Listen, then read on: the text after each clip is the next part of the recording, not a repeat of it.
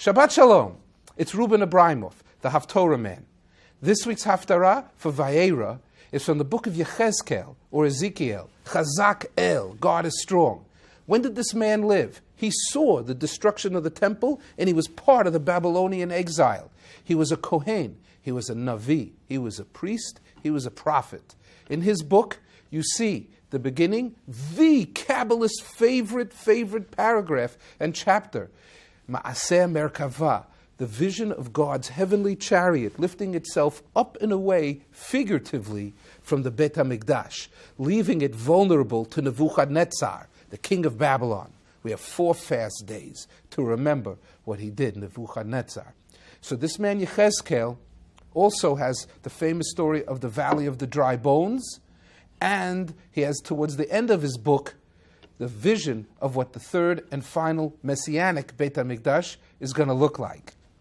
So, when Yechezkel is having his prophecies, he's in Bavel, he's in Babylonia. And what is he doing to a people that do not have their land, do not have their city, do not have their temple anymore, and don't think that they can still worship God where they are? And he tells them, I have news for you, that God could be worshipped wherever, whenever. This was a new concept to them.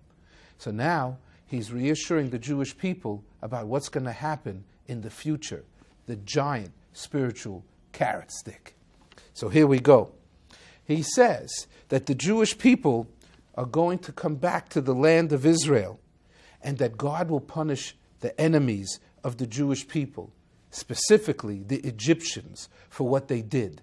And they will never, ever rise up again. They were once a world superpower, unparalleled by any other person, any other nation. Now, nothing. These people are like straw that will be crushed when put under any pressure. So Yechezkel sees that the land of Israel is going to be repopulated, and they will be brought back. V'yashvu aleha lavetach uvanu vatim v'nat'u kramim v'yashvu lavetach. So now he is saying that they will go back to the land of Israel, and they will plant their vineyards, and they will live in this country forever and ever.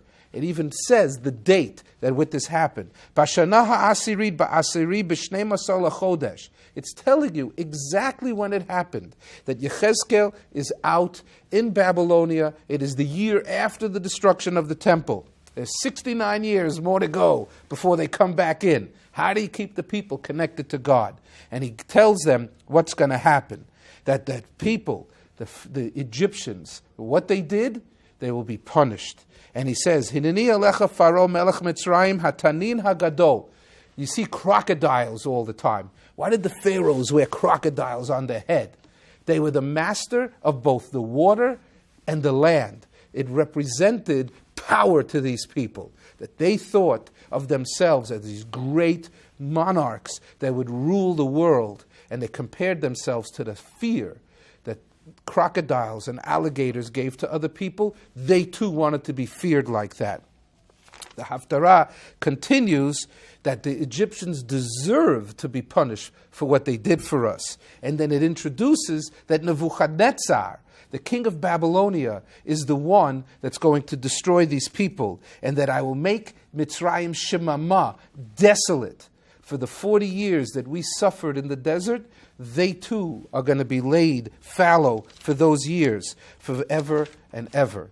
And the Haftarah concludes at the end of the book, at the end of the chapter, and that all of us are reassured that God is protecting us, and that there will be retribution for the suffering that we suffered.